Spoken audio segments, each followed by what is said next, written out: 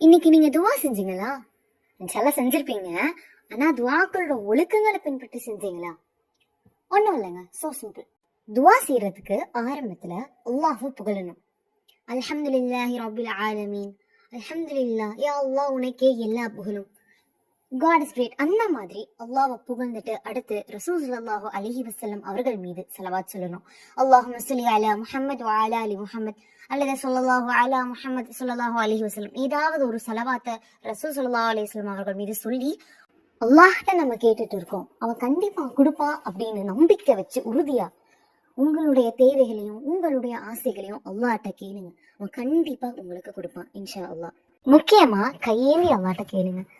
கை ஏந்தாம கேட்டாலே அல்லாஹ் கொடுக்கக்கூடியவன். கையேந்தி கேட்டா கொடுக்காமலா இருக்க போறான்? அதே மாதிரி கடைசி முடியும், யா அல்லாஹ் நான் உன்கிட்ட மட்டுமே கையேந்தக்கூடிய பாக்கியத்தை கொடு, வேற யார்ட்டையும் கையேந்தக்கூடிய நிலைமையை எனக்கு கொடுத்துறாத அப்படின்னு அல்லாஹ்ட்ட துவா செய்யுங்க. கண்டிப்பா அவன் நிறைவேற்றி கொடுப்பான். கேட்ட அனைவருக்கும் ஜஸாக்குல்லாஹு கைரல் ஜஸா. அஸ்ஸலாமு அலைக்கும் வரஹ்மத்துல்லாஹி தஆலா வபரகாத்துஹு.